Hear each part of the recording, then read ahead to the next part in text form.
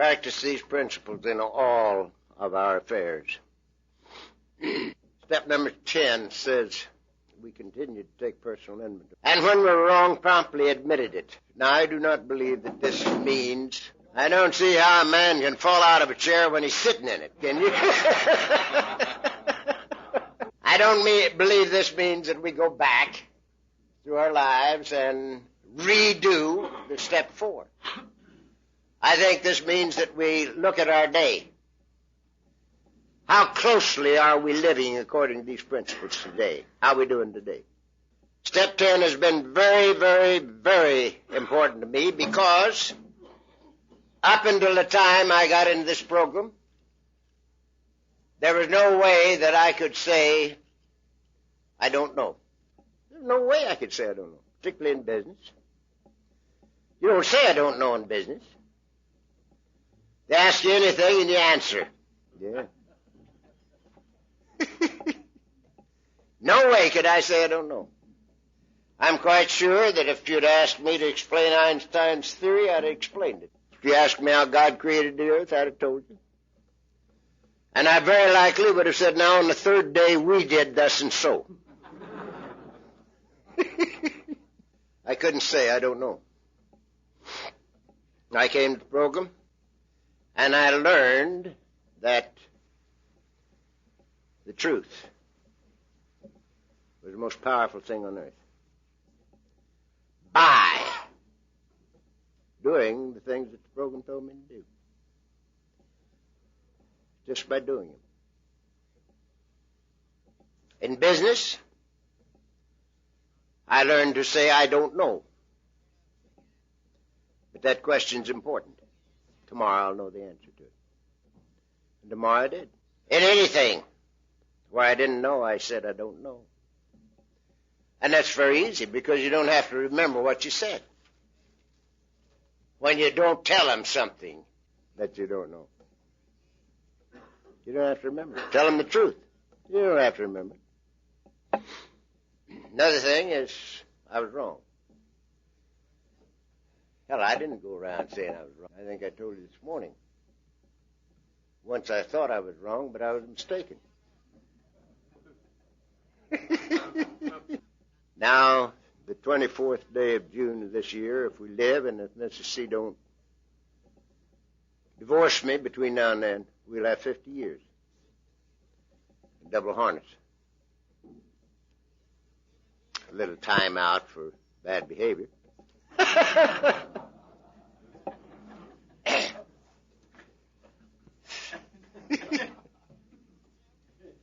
And I catch myself now saying to my wife, I was wrong.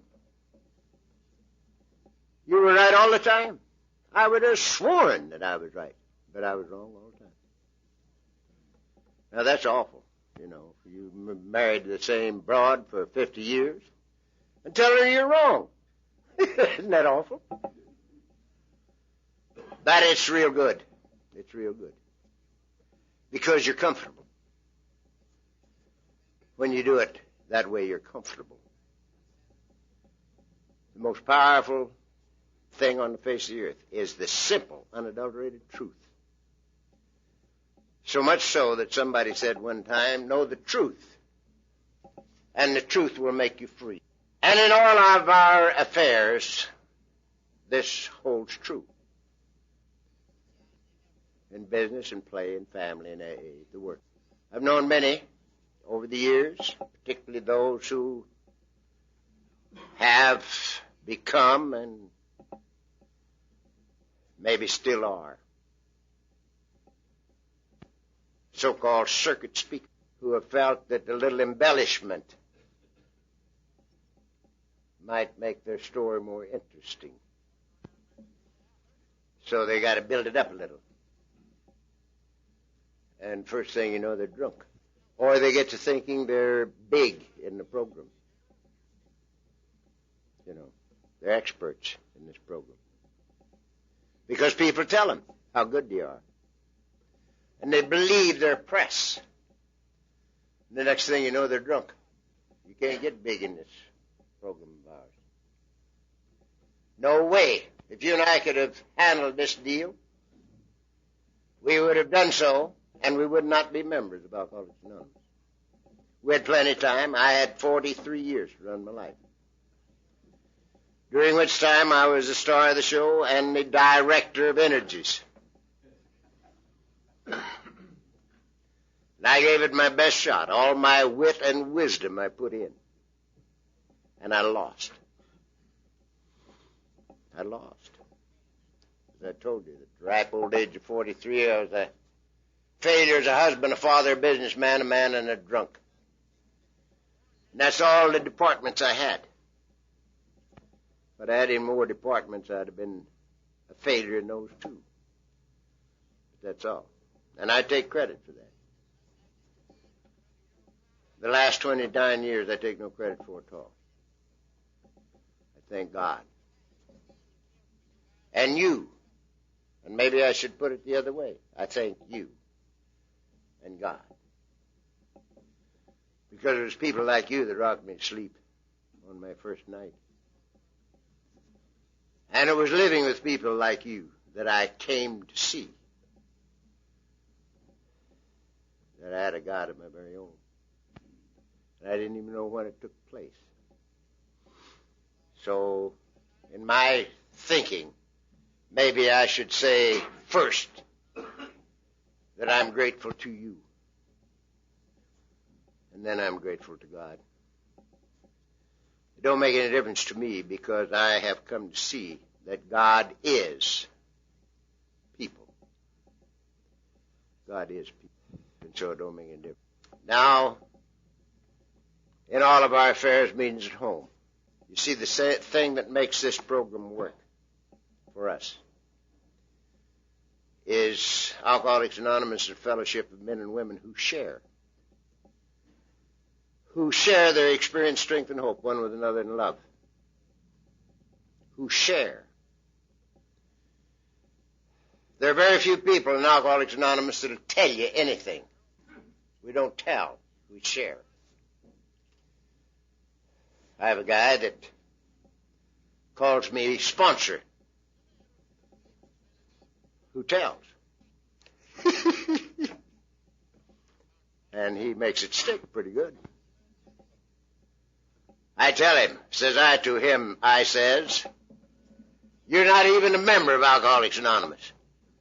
Alcoholics Anonymous is made up of people who share. You don't share with anybody. You tell them. But whatever you do, keep doing it. Because I go over there on his birthday, and there's 65 sober kooks in his backyard. 65 of them. And every one of them are his babies. And every one of them are people I couldn't touch with a 10-foot pole. And they're sober. So whatever you're doing, keep doing it. The society could not do without one Clancy. But if it had to, it'd wreck us all the way across the country.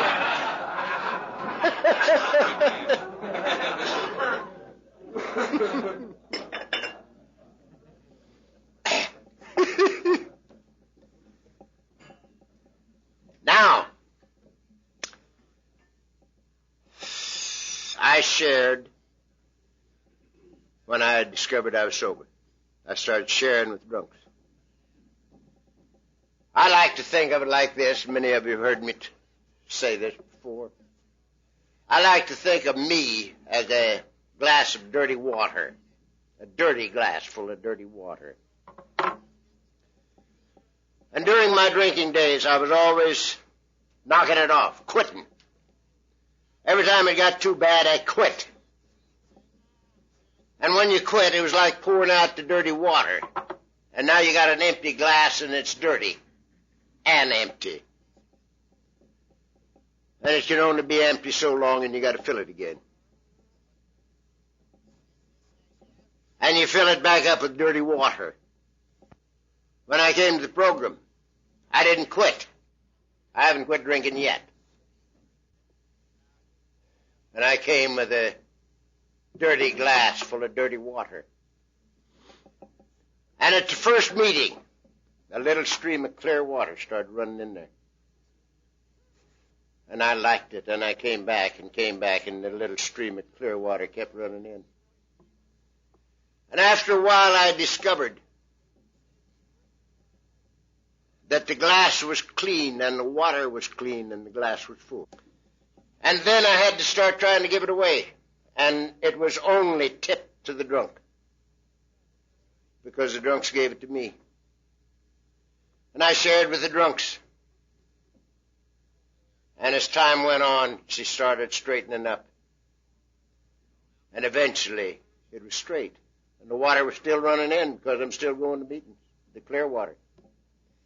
And then it was spilling on all directions, to whomsoever will. And it was good. And I shared with lots of people. Jews, Gentiles, and Greeks, blacks, whites. All kinds of people. I shared. But my youngest son, I told. I didn't share with him. I told him. Because, you see, when he came along, he was born with grease paint in his ears. And I was born with a pitchfork in my hand. And I couldn't understand him. I just couldn't understand him. When he was that high, we lived over in Beverly Hills, and we had alleys behind the houses. Picked up the garbage and stuff from behind the alley. Old Dick used to run the alleys. And he'd find where somebody had thrown away a colorful dress or something. And he'd get it. And he'd bring it into the garage. And he'd make a costume out of it. And he'd get himself some earrings, and he'd paint himself all up and have this costume, and he'd come out and put on a show. 6 years old, 7 years old. And I'd look at him, and I'd say to myself, what the goddamn hell have I got here?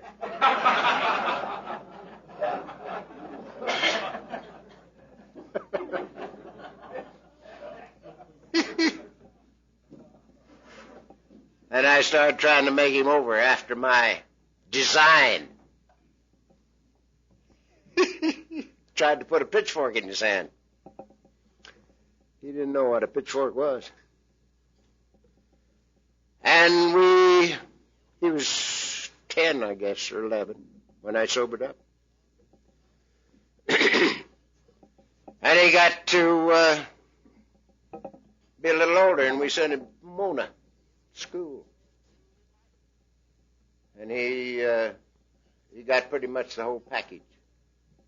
The kid can paint and draw and play and sing and dance and stuff, you know. And he was taking art. He was taking art and philosophy, as a matter of fact.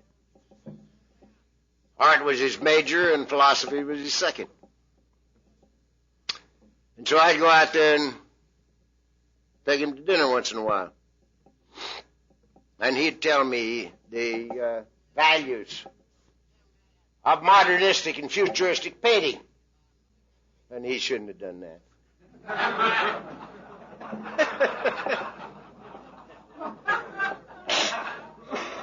Now, mind you, I'm sharing with everybody else. And he tells me about the values of modernistic and futuristic painting. And I says, the very idea of a guy with my blood in his veins thinking there's value in that stuff. Why, says, I have seen a better picture than that when an old cow slapped her tail up against the side of the barn. Now, that's a good way to win friends and influence people. If they happen to be your son.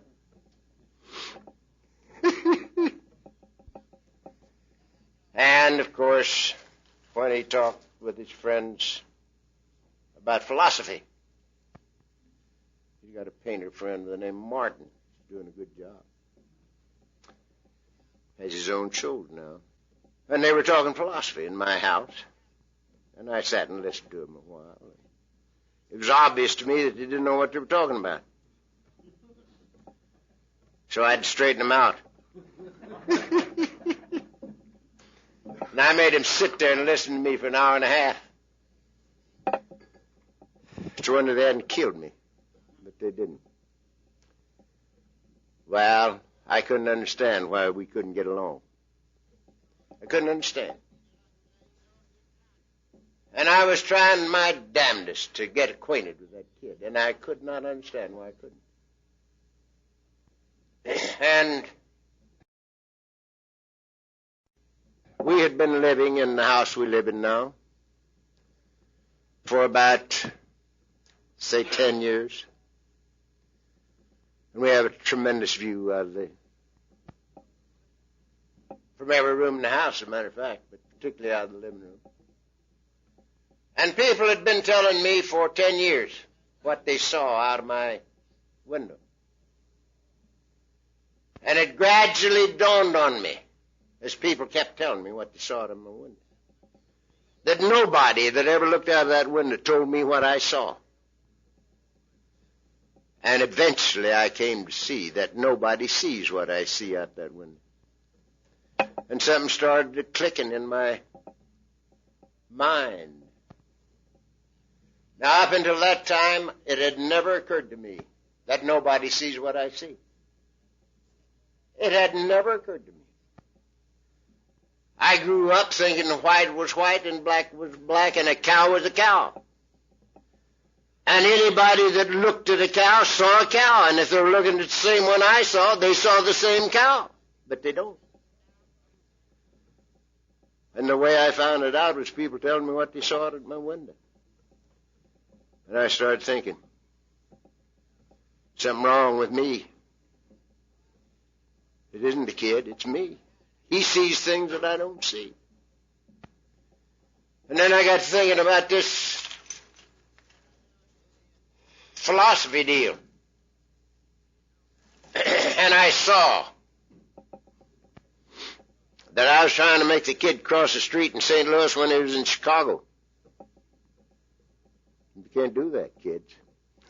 You got to be in St. Louis to cross the street in St. Louis. So I said to my wife, we're going to London. And she says, why? I said, to get acquainted with the kid. And we went to London.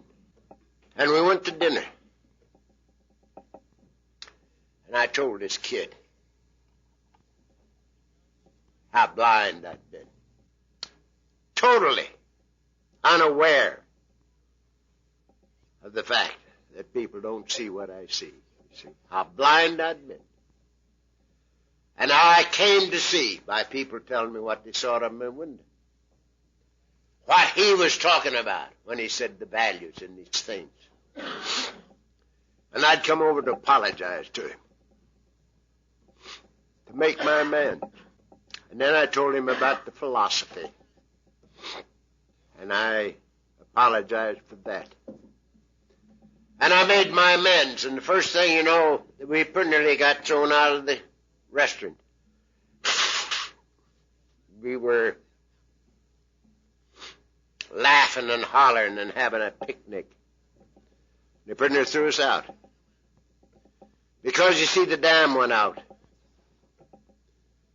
And we shared with each other. After that, we went pretty well all over Europe.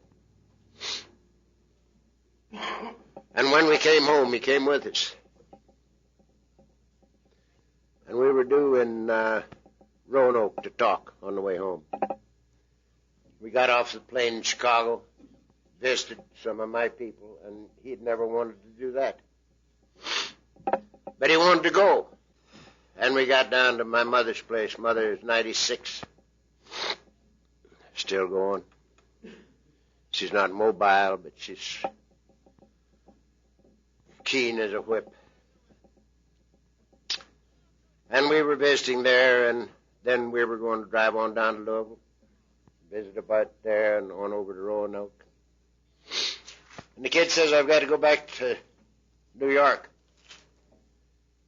But I'll be in Roanoke on Friday. Says, I've got some business to do in New York. And he went. And I said to my wife, he'll never be in Roanoke. Because, you see, both Mrs. C and I were talking there. And I knew he wouldn't come. And Friday he was in Roanoke. And I told him before he went, I said, Dick, these people down there are our people. They love Miss C and I. And they won't leave you alone. You can't be anonymous there because they won't leave you alone. And he says, don't care. And he was there. And he listened to his wife talk, to his mother talk, my wife talk. He listened to Miss C on Friday night. Or Saturday, I forgot. And he listened to me the next morning. And the tables were round. And there were about 10 people at each table. And they told me afterwards that Dick would sit there and listen a little bit. And he'd say, I never knew. And a little later, I never knew. Now, what are we talking about? We're talking about taking this thing home to share our experience, strength, and hope. At home, nobody likes to be told anything. We think that we're old enough and smart enough that we should be able to tell our kids. They don't want to be told. They want to share, and they don't want to know how smart we are. They want to know how we beat ourselves to death and what we did to get out of it. They want to share with us. The language of the heart has no age. One of the great experiences of my life, I guess it's been near 2 years now. They carried me up to North Battleford, Saskatchewan, to the inter-provincial Alateen meeting. And we have 12 or 1,500 kids for me to share with. It's a fabulous weekend. Don't think that they can't understand you when you share with them, because they can. If you share and don't tell, it's fantastic.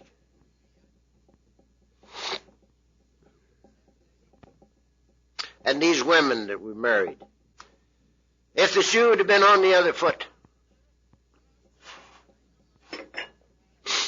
my wife wouldn't have lasted 60 days. Not 60 days would I put up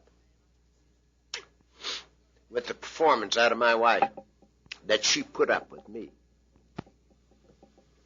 And she put up with me for 20 years. 20 years. Now, you and I suppose you're like me. I sort of dreamed all my life, about getting up every morning and having a new woman across the table from me. I thought that was a great deal. I thought a guy ought to have that. Particularly, you shouldn't get in a rut. Be married to the same broad for 50 years, That's indecent in California. But I came to see that every morning I have a new woman across the table from me. Because, you see, we're changing people. We're changing people. You never heard me before.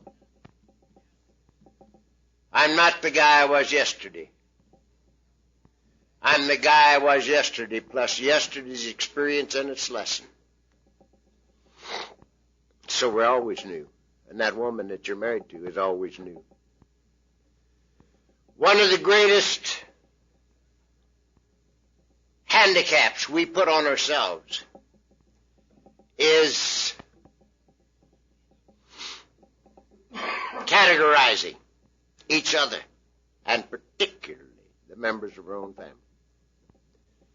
When we live close to them, we come to think that we know every thing they're going to do, the way they're going to react to everything. We've got them characterized, categorized, but we haven't, you see, because they're changing too. And this is one of the jobs we have in Alcoholics Anonymous. And particularly it's one of the great jobs that we have, where our mates, whether they be the lady who is in Al-Anon or the man who is in Al-Anon, or who isn't the alcoholic, maybe not in any program. But when a guy gets sober in Alcoholics Anonymous and does these things, he grows like a weed. If he does these things, he can't keep from growing like a weed. Now, my wife went to meetings with me for 6 years before Al-Anon was born. And she thought she knew this thing real good. She knew all the words. But she listened to me for 6 years, listened for me for 6 years. She'd like to have had me right there where she could punch me. And when I was there, she punched me. You know, she was listening for me. And we moved to, well, wait a minute. Al-Anon was born. And she started a meeting in Beverly Hills, in our living room. And it grew and prospered. And she thought she was doing great, because she was the mother hen. And she told him. And we moved to Laguna. When I was 11 years sober, we moved to Laguna. And here she was with nobody to tell. Wasn't any Al-Anon in Laguna. And my business was still in town. And whilst when we lived in Beverly, I could go get her and take her to meetings with me every night, you know. Have dinner at home, take her to a meeting. But when we got in Laguna, that couldn't happen. And so, she got very, very depressed. She put the B on me to slow down. I must stay home a little bit, because she wasn't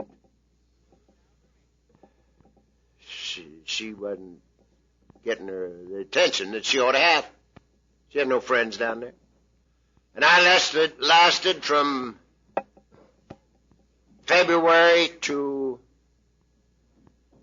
Thanksgiving, trying to slow down. And I got so uncomfortable I couldn't live. So after we'd had a Thanksgiving dinner on this year, the kids were there, and Miss C. And I told them, I says, kids and Mrs. C,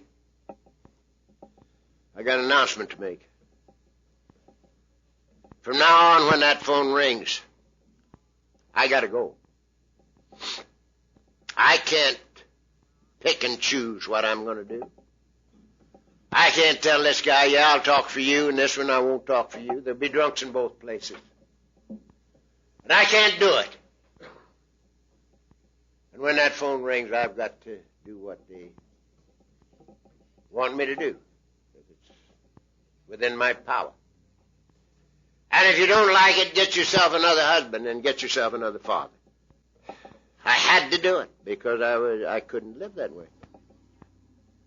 Suppose the guy hadn't have been there when I went. You know. So Dick sort of came into that picture too. He said, Mom, why don't you start another Al-Anon group? Because his mother was deeply depressed. And she started another Al-Anon group. And the next thing you knew, she was going to town. Because this time, she started it for her. And she started growing like a weed. And she's found the same thing I found. And it's a beautiful thing. And we share. We share all the time. Now, we don't always agree, but it isn't necessary. We've learned how to disagree and not be disagreeable.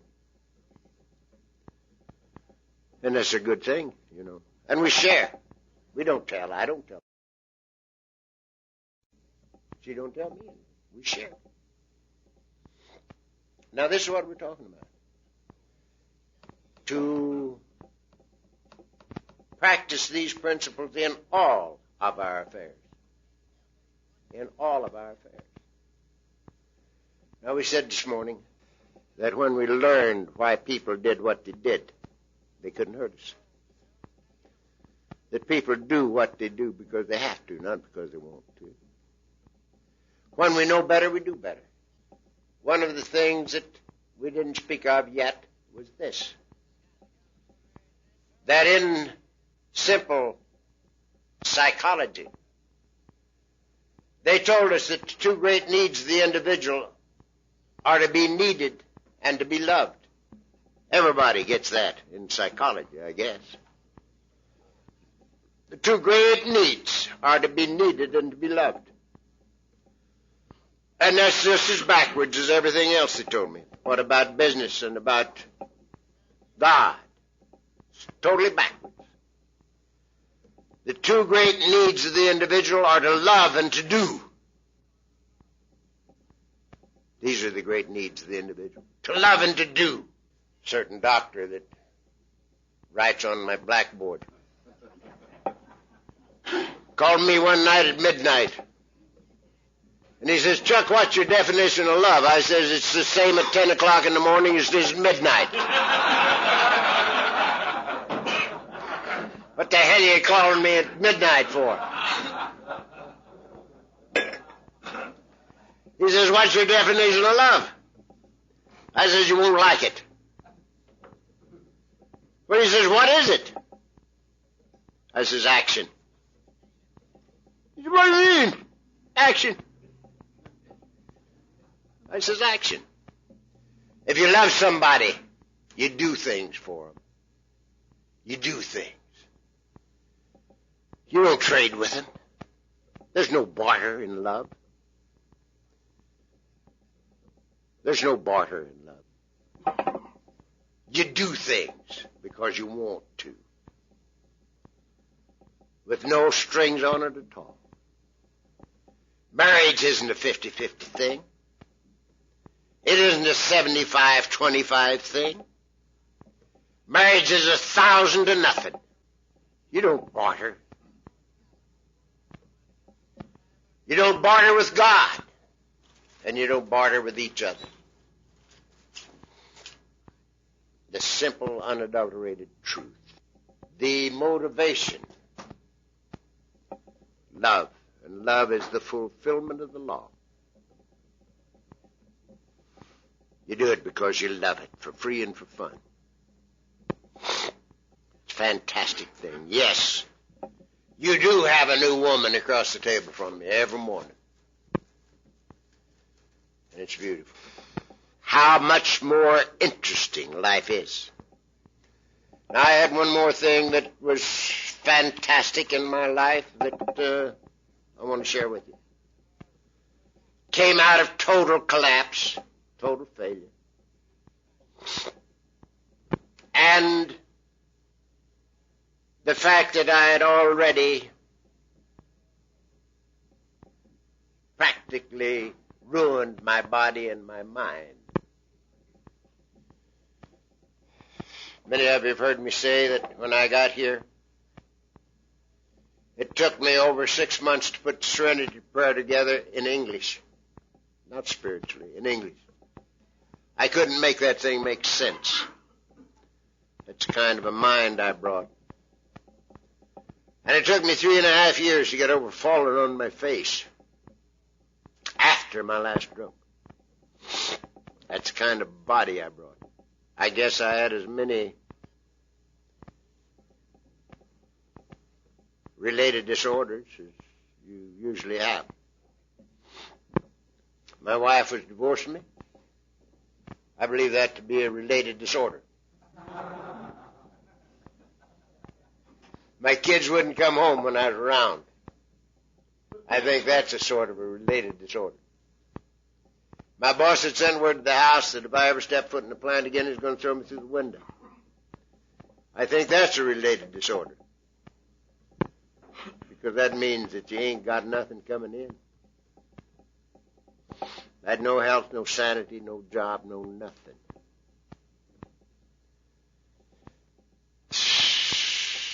But I came here merely for sobriety. Just for sobriety. So that I might rub out what I could of the record before I died.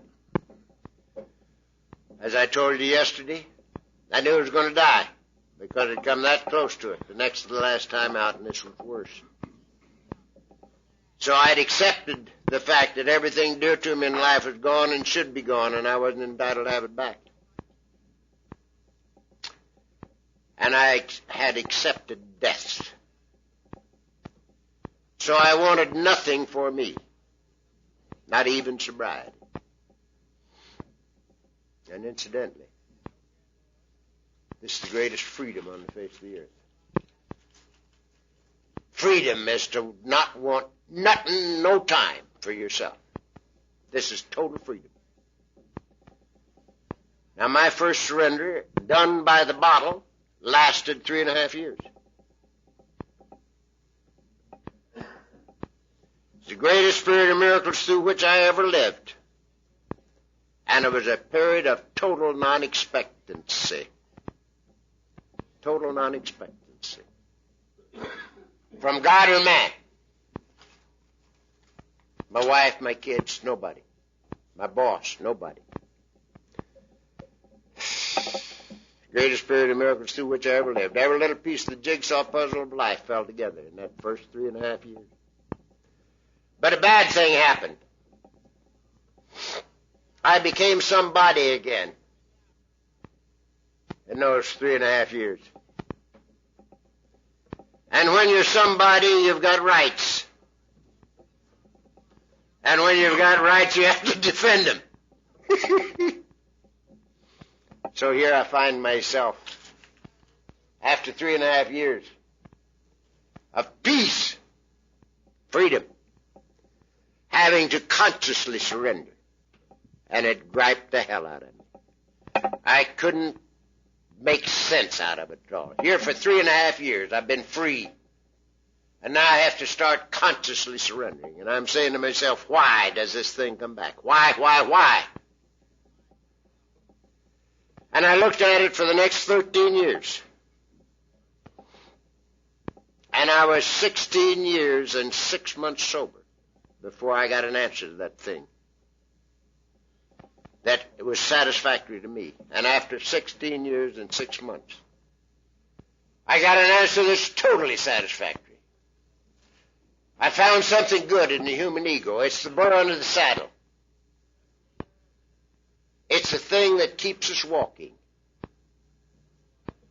And when you and I have committed ourselves, namely, we made a decision to turn our will and our lives over to the care of God. When we have made this commitment, there's no way that we can stop walking. We get fat and complacent and we stop walking and we get our tit caught in a wringer. And the harder we pull, the worse it hurts. And we find that we either have to surrender again or get drunk.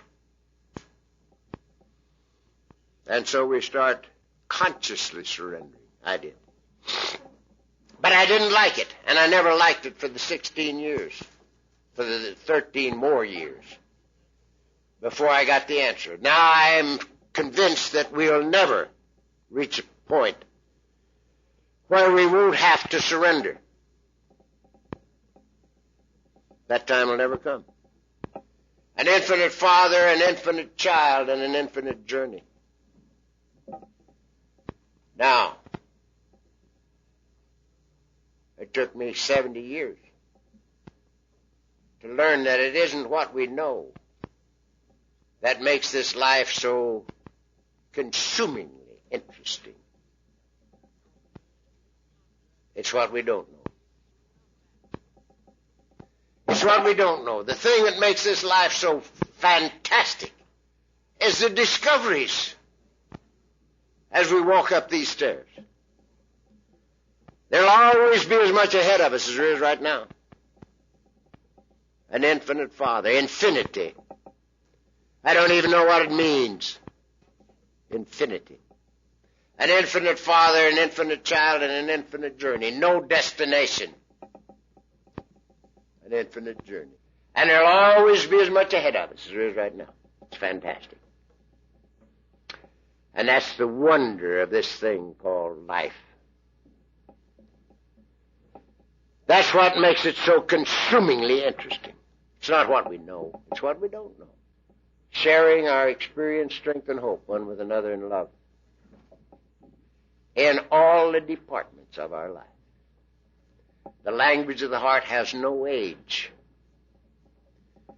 And when we see that this life does not contain barter, even in the business world, it's amazingly wonderful. Amazingly wonderful. Now we're going to talk about the business world. What time do we start? We got some more time? It's good. I was afraid I was running out of time. We won't get through with this, but we're going to talk about it a little. On the Thursday before Christmas, 1945, I hated my job. I hated my boss. And I hated the people who worked for him. The job was beneath my dignity.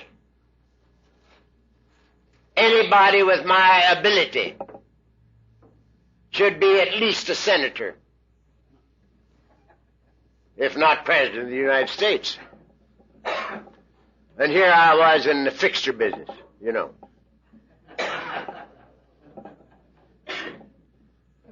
And it was obvious to me that I was the only one around there that had any brains. And the boss had all the money. And he was telling me what to do. And the very injustice caused me to do a little drinking.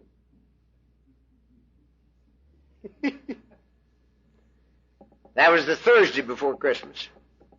The Friday before Christmas, he called me in. Gave me that little talk and gave me $3,000 for a Christmas present. And I got drunk on the way home. Came to after the middle of January. Finally went down there. About the end of January. And he came in and threw me out. Threw me through the window, but he didn't.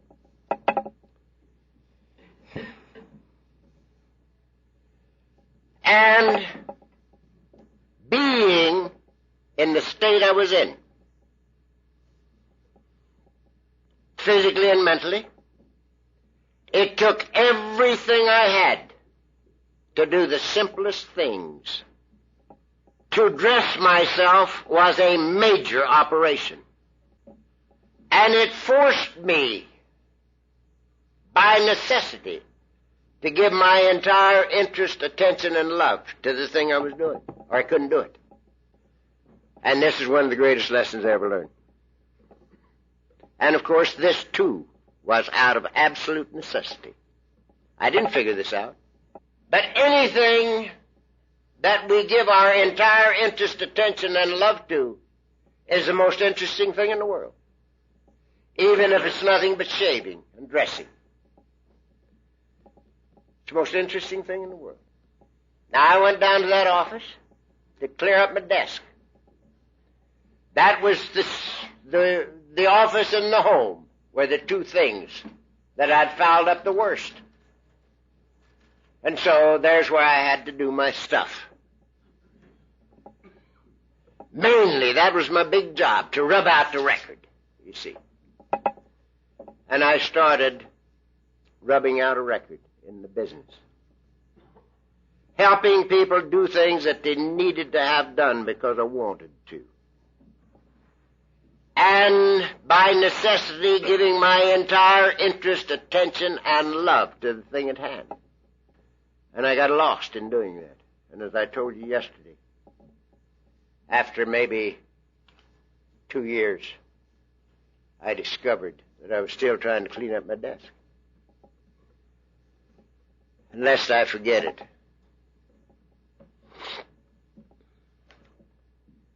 when I was 11 years sober, I bought the business. And I owned it until 3 years ago, when I sold out. And when I sold out, about this many men worked for me. And many of them had been with me for many years. And they had 1/8 of an inch of skin inside their hands. They were mechanics. They were machine men. They were metal men. They were carpenters. They were installers. And they worked with their hands. And when I sold that business, every one of those monkeys bawled. Every one of them cried, and I cried. I had learned to love that business and love the guys that were in it, working with me. And that was the business I hated on the Thursday before Christmas. This is what we're talking about. When you give your entire interest, attention, and love to the thing at hand, it becomes the most interesting thing in the world. Now, a few years before, I wouldn't have drawn a plan for Jesus Christ. I was too big a man. You know, I had a guy working for me. And I told him what to draw. And if he didn't draw it like I told him, he got hell, you know.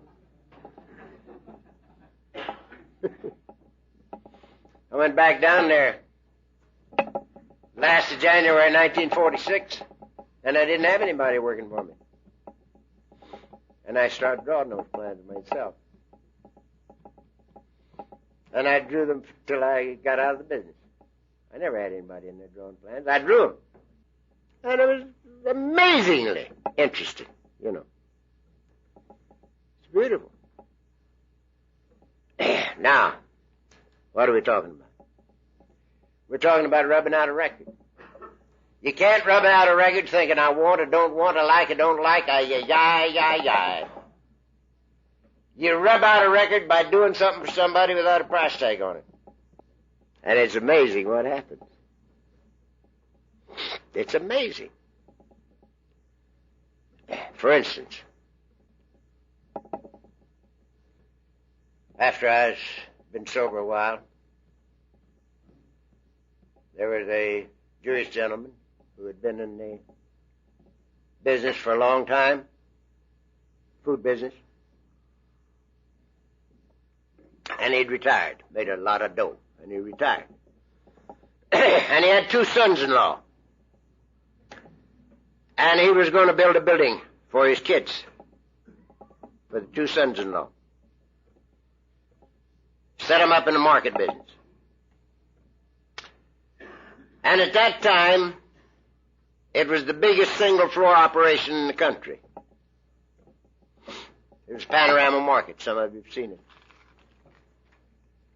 And it came time for me to go see him. Now, he was officing in the, what was called at that time, the Palace Market. On Manchester, on Sepulveda, just south of Manchester. One of his sons-in-law was running that market. They called it Palace Market. And over the meat department, there was a series of offices and a little balcony. And it came time for me to go see this guy. And I went to see him. And there were a lot of people on the balcony waiting to go in. And I waited my turn, and by the time I got ready, there were a lot of other people waiting to see him. And the door was open into the office. And I went in, and this guy's name was Morris Weinstein. God rest his soul, he's gone now. And Morris sat there looking like an accident going someplace to happen. And he told me what I was going to have to do if I got his business. And it took him about 5 minutes to tell me. And when he got through, I says, Morris, I think you got me wrong. You're talking like I came out here to sell you something. I didn't. I came out here to help you if I can. And if I can't, you're busy and so am I. And he leaned back in his chair and he says, I know it, Charlie. And I put it in his market for him, some $75,000. And when his market opened, a bunch of these people that were on the balcony were out there to see the opening, you know. That's all the vendors did in those days. And I showed up, and they grabbed me, and they took me off in the corner, and they says, Charlie, I was Charlie in business, says that was the greatest piece of reverse psychology that we've ever seen. Says we've been talking about it ever since. And I said, what are you talking about? Well, he says, we heard you. Says you went in there to see Morris, and you says, I haven't got anything to sell. And you come out with a $75,000 order. Greatest piece of reverse psychology that we've ever seen. I said, what the hell are you talking about? If that guy was subject to reverse psychology, he wouldn't have the $2 million to put this thing in. He knows more about reverse psychology than all of us put together. I told him the simple, unadulterated truth, and he knew it. That's what I'm talking about. He knew it. I says, you think you got me wrong. You think I came out here to sell you something. I didn't. I'm here to help you if I can, and if I can't, you're busy, and so am I. And I meant every syllable of it, and he knew it. You see, this thing we call the truth is a very powerful thing. It's the most powerful force on earth. And there's no barter in it. Now, people sat across the desk from me for 25 years. First, they would tell me, you're a damn liar. Business cannot be done this way. You're a damn liar. And they didn't even make me mad. I just laughed. Because they didn't know something I knew. Because I'd been doing it that way for 10 years. And it was all right. So I just went ahead doing it. And pretty soon they were coming in. Everybody in like business. We would call them competitors if we called anybody competitors, but I didn't have any competitors. Because I wasn't competing with anybody. I was just helping my people do things they need to have done because I wanted to. And everybody came in the last few years who were like business. And they sit down and they say to me, how do you do these things? You know. The ones that told me I was a damn liar. Because they couldn't even bid the business I was working with, you know. They'd go to see Vaughn's and they'd say, look, you're putting in this new market. I want to bid on it. They'd say, Charlie's going to put it in. They'd say, what do you mean? I says, Charlie's going to put it in. Well, he says, how do you know he's not going to take your eye teeth? You got to have some bids to compare. Charlie's going to put it in. Says it costs money to bid one of these jobs. Go see somebody else. And so they started coming in to see me, and they'd say, how do you do these things? And I'd take 2 hours out, and I'd tell them. I'd tell them exactly. And they'd leave thinking, I got his number now. I'll fix him. I know how he does it. I'll get him. But they didn't get me. Neither did they get the business. Because, you see, they weren't motivated, as I was. They weren't motivated that way. They thought you had to outthink, outperform, and outmaneuver. I knew better. Because I did it that way 30 years and ended up in the bottom of the steak pit. And I did it for free and for fun, helping God's kids do things they needed to have done because I wanted to. For 25 years, and I got rich. And I wasn't even trying to get rich. They made me rich. Now, I'm going to tell you a couple other things because nearly all of you guys are still in business. And you'll know very well that this is impossible. So, you can say when you get through, well, I heard that mutt, but he's a liar. You know?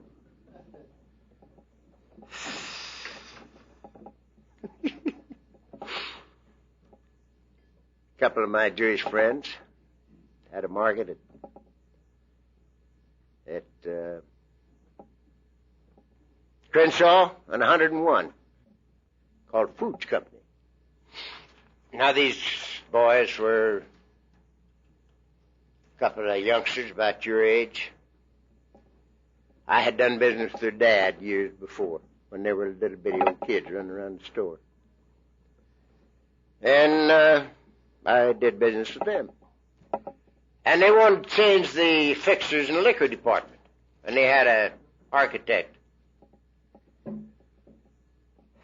designer, designed some fixtures and stuff, and called me and says, come down and take a look at this. Tell me what they're worth.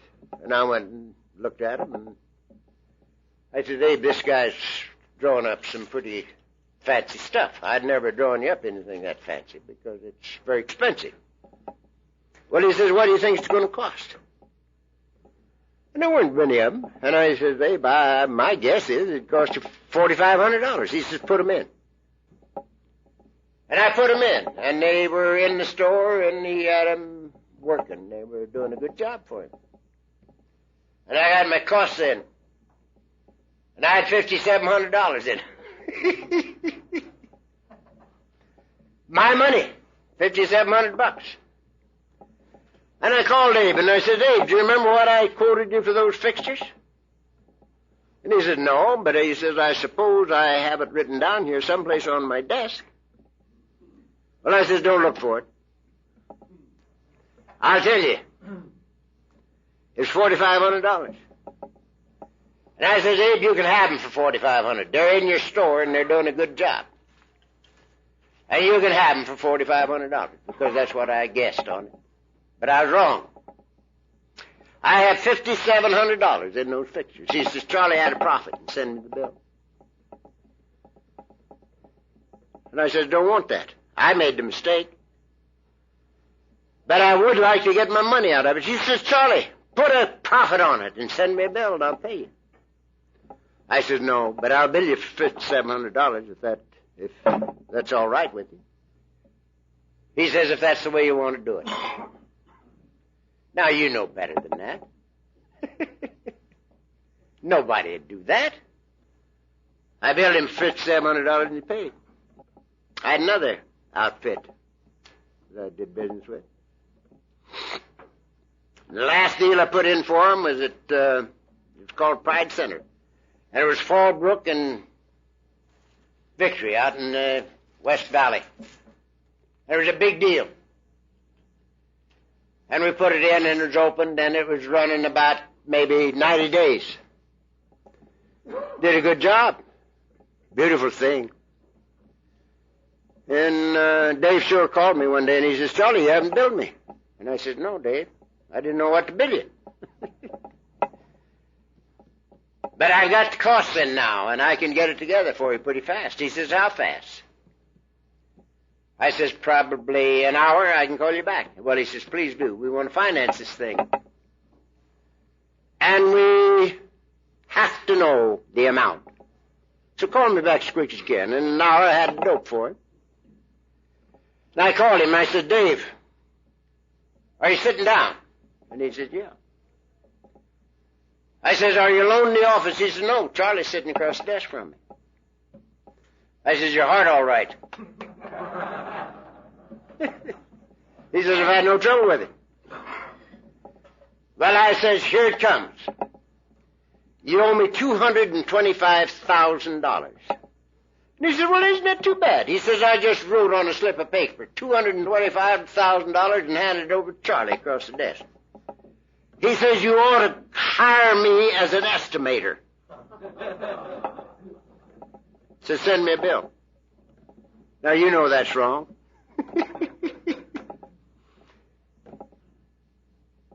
He's got to say, well, how about the sales tax? And take off the sales tax?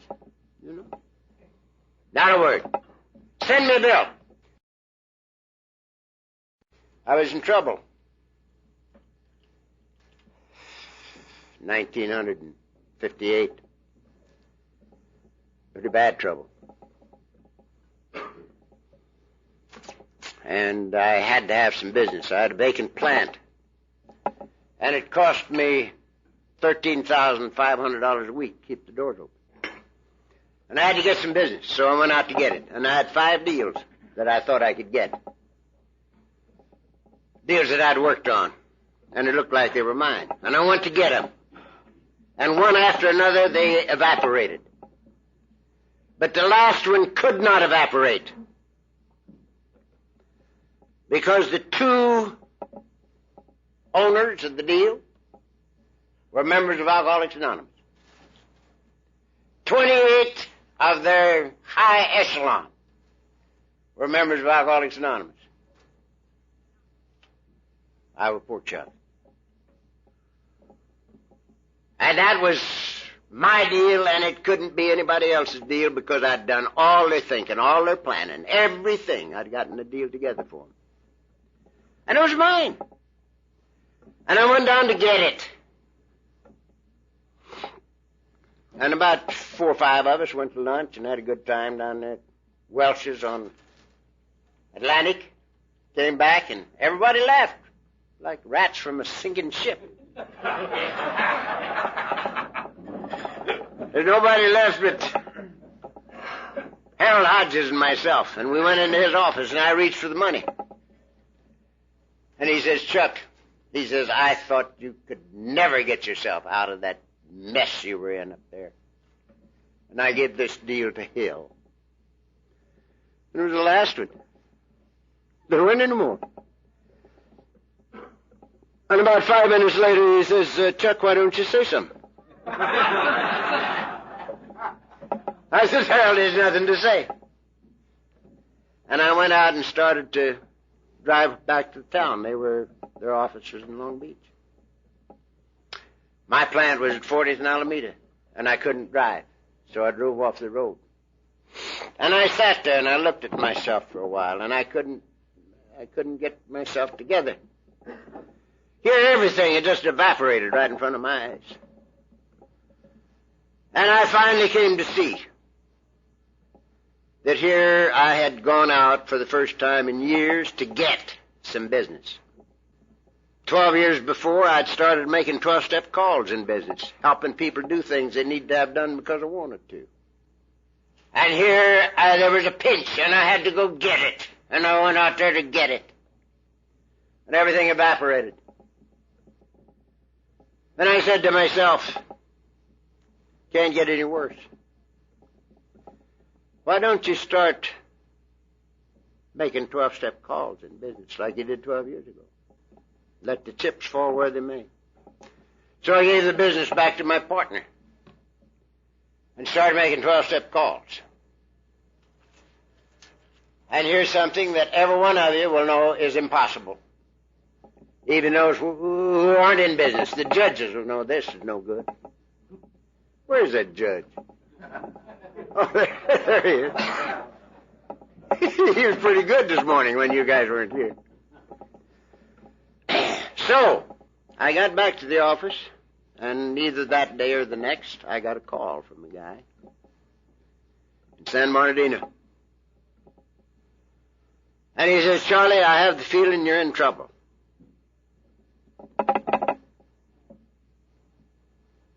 And I have written out a check for $50,000 in your name, and it's lying here on this desk of mine. You don't sign a note. You don't pay any interest. We'll apply it to the next deal we have. Come and get it if you need it. I don't know whether you do or not, but I have the feeling. Now he says, I'm going to Miami tonight. I'm going to be going a week to the SMI Institute. That was the Supermarket Institute. You can either come and get it now, or you can come after I get back. And boy, I'm telling you something. That was something. And I says, Milton, go ahead to Miami. And if I need it when you come back, I'll come and get it. But I want you to know that I'll never forget what you've just said to me. It's beautiful. And by the time he got back from Miami, I didn't need it. The place had filled up, and it was full until I sold it. Now, gentlemen, what am I talking about? Am I trying to tell you how good I am? No, sir. No, sir. I'm trying to tell you how good this is. The gift of God was made at the foundations of the earth. In my book, God hasn't got anything to give me. Not because he hasn't got anything, but because he already did. The gift of God was made at the foundation of the earth. He gave us the universe. He gave us himself at the foundation of the earth. When I was sitting in that same chair I sit in now, with everything gone, the blackest moment of my life, the universe was mine. God was mine, and all that he had was mine. He knew it, but I didn't. I had to discover it. And being an alcoholic, I had to discover it in my own way and in my own time. God loved me just as much that day as he does now. Just the same, no different. But he never kept me from making mistakes. He's a gentleman, God. He don't intrude where he's not wanted. So, he never kept me from making mistakes. He loved me enough to allow me to make my own mistakes, that I might the sooner run out of my own resources and come back home where I belong. So, my business is to go about his business. And it's his business to take care of me. That is not my business. That's his business. Now, what is his business that I'm going about? Helping his kids do things they need to have done because I want to. A 12-step call in business, a 12-step call at home, a 12-step call in AA, a 12-step call in play, just going about our Father's business. That's my business. It's his business to take care of me. And he's done an infinitely better job than I ever did. And I'm most grateful. Now, we talked about prayer a little this morning. Wondering why we didn't start these meetings and close them maybe with prayer. And I told you that as far as I'm concerned, this is a prayer. This is a prayer. My life is a prayer. If you'd ask me what's your religion, I would say it's the way I live. That's my religion. Don't make any difference what I call myself. It's the way I live. That's my religion. And so, that's my business, to go about his business. Because I want to. Now, there are a couple of little things that I learned many, many years ago that fit right into this picture. There's an old Upanishad that comes out of India. Most of you scholars know about the Upanishads and the Vedas of India. I had a guy down Palm Springs when we were down there last who was a Vedantist. And he was telling me what a bunch of butchers we were in AA as far as spiritual things were concerned. He was telling me that we had to purify our hearts.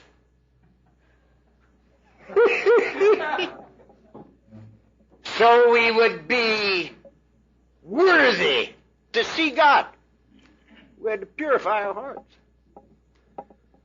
I said, yeah. I said, I was through that route myself. I purified the hell out of my heart. And the purer I got, the drunker I got. I said, you know something, bud? I'm sitting here looking at you, and I see God. And he didn't know what I was talking about. He couldn't know, you know. Because he thought there was another thing, and there was 4 different things you got to do. Yogi this, and yogi that, and yogi these 2 things. And you yogi yourself right into a purified spirit. Then you can see God. I'm sure glad that ain't the way it is. I'm sure glad that the God that there is not anything like the God that I was told about. I'm most happy about that. Now this Upanishad says this: the whole world is the garment of the Lord. Renounce it and receive it back as the gift of God. What does it mean? It means that as long as these things were important to me, I couldn't have them. I beat my brains out for 30 years to get the things I thought I was born without, and ended up in the bottom of the snake pit. Now, I wasn't a fast buck artist. I wasn't a confidence man. I worked hard to get. And I ended up in the bottom of the snake pit. And then I put in 25 years trying to add 2. And all the things I beat my brains out to get are mine, and infinitely more so. When they're unimportant to me. They belong to me. The whole world is the garment of the Lord. Renounce it and receive it back as the gift of God. It's beautiful. And they say another thing. They say that anything that's worth doing is an end in itself. That anything that's done as a means to an end is self-robbery. Now, what does that mean? I had, we'll say, 50 men working for me. 35 of them worked for a paycheck. They lost 5 days and lived 2 out of every week. They worked for a paycheck. 15 of them worked for fun. They had a picnic. They never lost any time. And they were my premium men. They got more money than anybody else. And they lived 7 days a week. Lost no time. Anything done as a means to an end is self-robbery. Even to be good for something is self-robbery, even if it's being good to go to heaven. It's pretty good motivation, but it's self-robbery because there's no barter in this deal. No barter at all. We do it for free and for fun because we love it. It's fascinating. To be good for nothing. This is the freedom of life. Just to be good for nothing. That's not self-robbery. That's for fun and for free. Now, I said a while ago, in my opinion, the gift of God was made the foundation of the earth. I'm not the first guy that's ever said that. It's written, fear not, little flock, it's the Father's good pleasure to give us the kingdom. Fear not, little flock, it's the Father's good pleasure to give us the kingdom. I don't say you got to earn it. It is written, take no thought of the morrow, what you shall eat, or what you shall drink, or wherewithal you shall be clothed. Your Heavenly Father knoweth what you have need of before you ask Him. It is written, whatsoever you desire when you pray, believe that you have it, and you'll receive it. Now, how in the world are you going to believe that you got something that you ain't got? How are you going to believe it? There's a trick to it. You got to know that the gift of God was made at the foundation of the earth. That God's will for you, His child, is fulfillment, peace, and joy. And that every good and perfect gift is from His hand. So, when we recognize this, then we know that what we might pray for is already ours. It's already ours. The gift of God to His kid. No border. Now, lastly, for this session, I'm doing pretty good. You know, I'm holding the time limit right pretty nearly on the dot.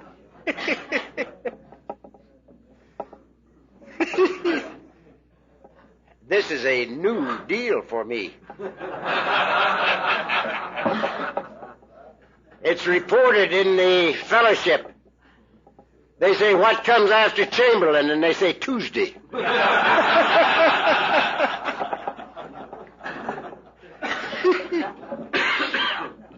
I am ending up right on time.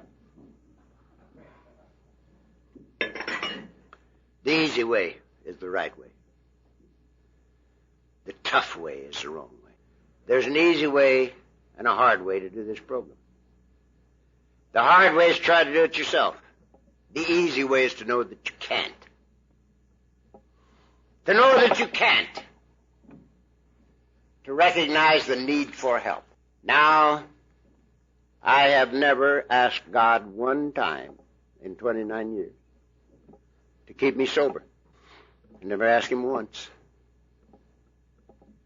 I've thanked Him 1,000,000 times, but I've never asked Him once to keep me sober. Because that's not the way I read my book. The way I read my book, it says, here are the steps we took. When we took them, something happens. When we don't took them, nothing happens. So, I told Father Barney, I said, I've never asked God to keep me sober. He says, why not? I said, I think that's not His business. I think it's my business to do these things, and it's His business to take care of them. And He does it. I don't have to tell Him what to do about His business. And you guys told me what to do about mine. And I do it. Here are the steps I take. I'm sober.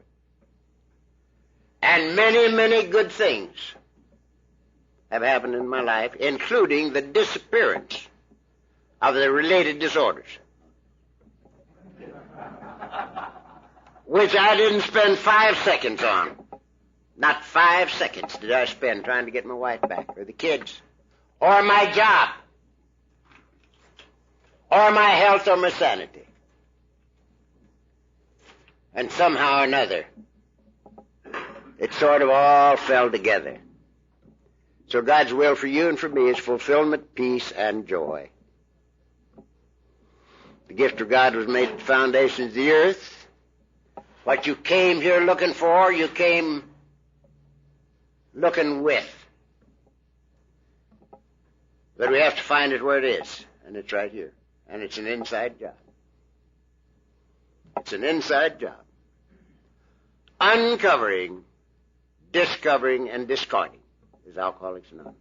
It's a fascinating way of life. And it gets better for 29 years to my certain knowledge. And I suspect it's going to get better forever. World without end. Amen. God bless you all. That's it.